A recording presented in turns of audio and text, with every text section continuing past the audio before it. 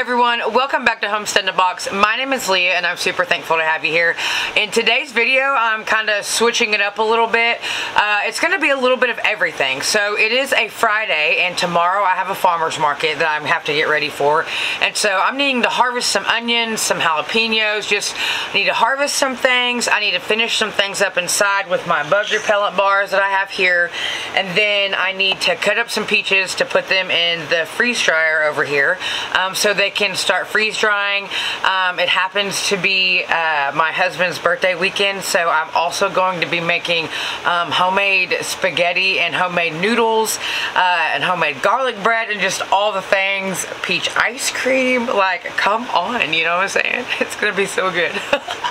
And so I figured I just was gonna turn the camera on and bring you all with me and show you a little bit of outside of the garden, but how the garden still is intertwined in like every single piece of my life. So first things first, just I need to go harvest some onions and well, let's just go harvest some onions. Come on. Okay, so total transparency. My lawnmower broke, so Tree's coming home to fix that. And my weed eater's been acting wonky, so I gotta fix that too. So my garden's a little weedy in areas, but I had cloud coverage earlier, but I wanna show y'all, hello butterfly. Well, I was gonna show you that butterfly, but these are pumpkins here, okay? Pumpkins here. All those pumpkins that I said I was going to plant, I did. And they're growing. There's 3 of them here.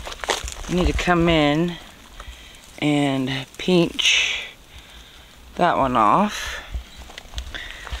Okay. Got a zucchini doing good. These are some more yellow squash here. I'm doing okay here. Okay. Anyway, this basil's looking great. I need to come harvest some noodle beans for the market tomorrow. These zinnias. Okay, I'm trying to make this quick, but y'all, sometimes it just can't be quick. So I harvested some of my corn. Look at these sunflowers coming in. They are so cute. They're pygmy sunflowers. I harvested some of my corn. As you see, my glass gem corn on the back side, it still has, look at these. Okay. My point, let's harvest my onions, okay? And they're basically lost in this jungle of weeds. It was a little bit shadier when I came out here, but let's do it. Alright, so I have not harvested these so far because it's been raining here, and you need to have it not raining for a little bit before you harvest your onions. So that's the reason I haven't harvested them yet. But at this point, it is time. It is very much time to get them out of the ground. And plus, so I can amend this bed. Look how big this is. I need to come in and amend this bed because I'm replanting it. These are really good onions. And while I'm in here, I might as well pick out all the weeds. You can see where I definitely have let the weeds go. Y'all, everybody can only do so much by themselves. So, look, my garden is not always weeded either, you know. It's real life. I got some really nice onions. And I wish I could tell you the varieties off the top of my head, but I can't. I have them written down from whenever I planted them, but some of these, this is a split one. I don't know if you can see this, but check this out. Can you see that? It's 2 there.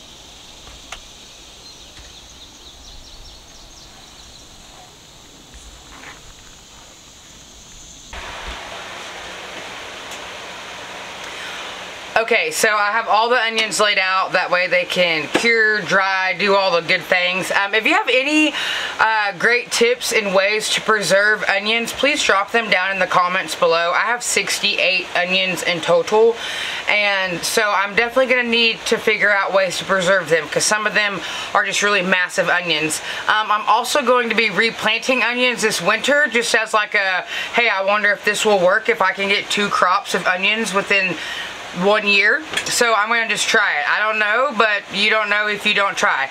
So if you know any great ways to preserve some onions, definitely drop them down in the comments below. Let me know. And speaking of preserving, we're going to be moving into the next task at hand today, and that is preserving all of this basil.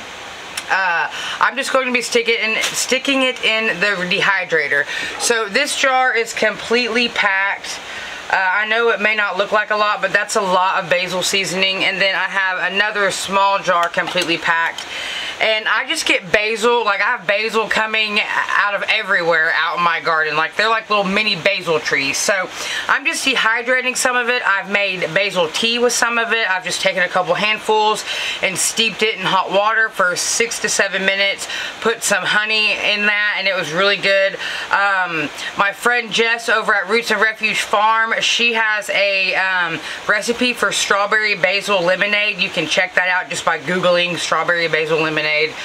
There's a recipe for that. And so right now I am dehydrating a lot of it because I'm going to be making my own spaghetti seasoning.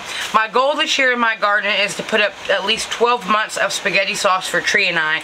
And luckily, like, I'm doing the dang thing. Like, my Amish pastes are coming in, like, really, really good. So I believe I will be able to just absolutely use just strictly tomatoes from the garden and not have to substitute any tomatoes with anything store-bought or anything like that. So I'm really excited about it. So that's one of the many reasons why I'm dehydrating the basil. I'm going to be picking basil again later in the week to be making my own pesto, to freeze it. I purchased some pesto from my friends Jess and John over at Blue Mountain Farm a couple weeks ago from the farmer's market, and it is phenomenal. It tastes absolutely phenomenal. So I was like, oh, I really love pesto. I've been just eating it on tomatoes with some feta cheese on top. So good. Jess and John, you guys do an amazing job. And so I was like, I'm going to try to make my own and freeze it in little ice cubes so I can have it all winter long, fresh basil or fresh pesto. So that's another way that I'm preserving the basil, but right now we're going to load the dehydrator with it. Alright, so what I'm doing is I'm just taking the leaves off and laying them flat on the dehydrator. You don't really want to stack them. It'll take longer for it to dehydrate. So I'm literally just taking the leaves off, laying it down. Sometimes you can get reasonably priced dehydrators from like thrift stores, antique stores, things like that. I purchased this one off Amazon, and then I have one that was given to me. I use this one probably the most, mainly because I don't have enough counter space for 2 of them to be going at the same time. And I really like the way it stacks, the way these stack in here. So I just take all of the leaves off, and then as you see here, I just stack them here. Just kind of stick them wherever. Like I said, I try not to stack them on top of one another.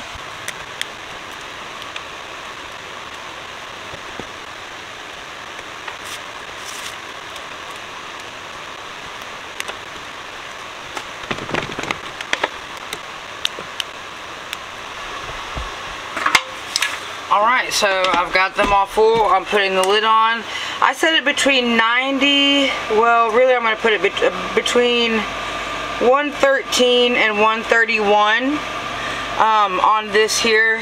And then I'm going, usually it's like 24 hours. Usually within 24 hours the basil is done, and I just take the trays off and just look at it and see how brittle or dry it is.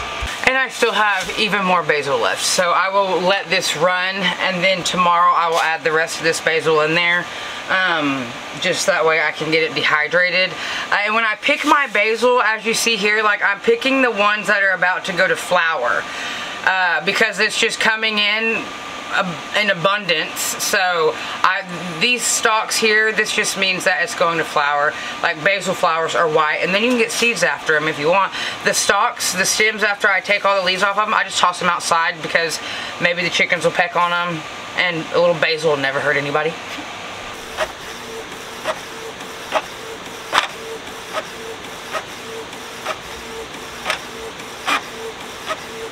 Alright, so as you see, I do everything here. I print my own labels, I print my own business cards, I do all of it. I make the products here, I make them in small batches. I'm pretty much almost ready for market. I just needed to do these. I needed to do a new sign for my price sign to put in a frame, and then package up all my bug repellent lotion bars, and then just harvest some things. I think I'm going to take some herbs tomorrow. And really, I kind of don't know. I don't really have a plan for the market until like the night before, and I look at our own things, because this year I grew extra, but self-preservation is our main concern here at Homestead in a Box. So I am going to make sure that we have enough of what we need, and then whatever we have extra, I'm going to take in to sell at the market. Now, it may not always be that way. Next year I'm looking into having, since Tree will be here to help me, having more of an actual market garden, maybe source some local restaurants and things like that. Just big dreamer here, big dreamer. But for right now, I don't ever know what I'm going to take to the market until like the night before the market. So, got a little bit of harvest this evening. My bell peppers. They're kind of small this year. I need to feed. They look like mini pumpkins. But I need to go feed. I was just telling Tree I need to feed the garden this week. Some black cherry tomatoes. And over here, some natapinos. And I got a bunch of jalapenos too. And of course we've got some pepper sauces that'll be for sale soon for everybody at the market. This is cucumber chips. I'm absolutely addicted to them. I put our friends Connie and Jeff, they own Almost a Farm, and they make salts, and they're so good on cucumbers. Alright, if you've made it this far, thank you so much. I am super grateful for each and every single one of you that are here on this platform with me, who follow my journey, who comment and interact with me down in the comment section. Like, I'm grateful for all of you, for every single one of you. Last week, okay, I don't want to say that. Alright, if you have stuck it out with me this far, thank you so much. I know today's video was a little bit different, but not every day here looks the same to me. A lot of times I like for it to look the same because I do like routine and I like structure. However, I'm in this season right now in my life where I'm really having to learn how to shift with things, and it's not really all that easy for me. So thank you so much for just being here and for sharing this part of my life with me, and you know, the ins and outs, because sometimes I'm forced to come inside for most of the day, but I still want to show up for you all. But it's part of it. All of this is part of the lifestyle that I live. You know, homesteading, that's a lifestyle. It really is just a lifestyle that you live. So thank you all so much for being here. I'm gonna hop off here because I need to go get some things planted.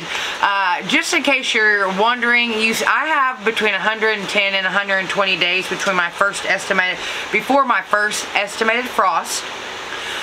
You have a lot of time to still plant some things, okay? If you started a garden at the beginning of the year and it just kind of failed, or it just kind of, you know, baseball came, summer's here, we lost track of it, don't give up on yourself. You still have plenty of time to plant those seeds.